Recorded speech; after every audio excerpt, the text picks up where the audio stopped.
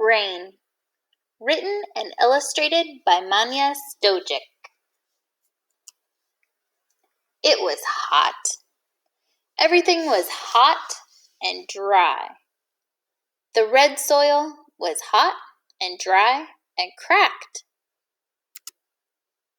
A porcupine sniffed around. "It's time," she whispered. "The rain is coming.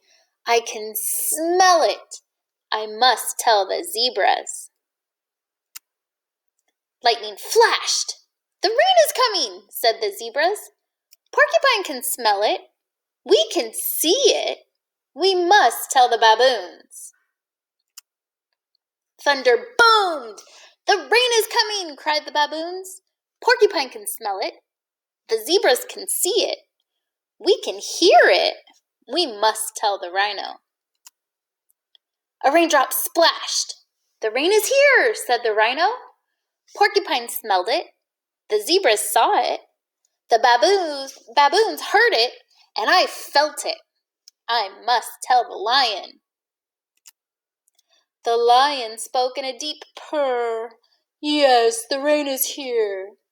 I can smell it. I can see it. I can hear it. I can feel it. And," he sighed, "oh, I can taste it."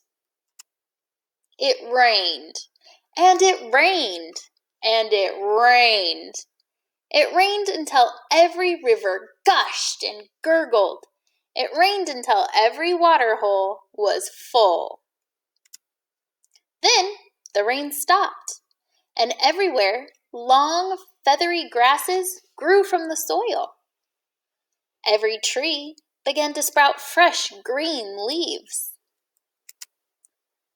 "I can't taste the rain now," purred the lion, "but I can enjoy the shade of these big green leaves."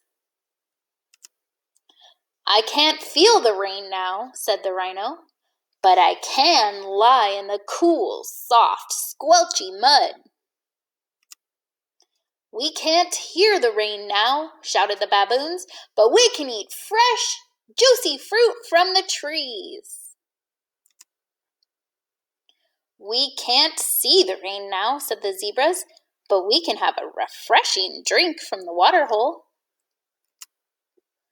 "I can't smell the rain now," whispered the porcupine, "but I know that it will come back again when it's time."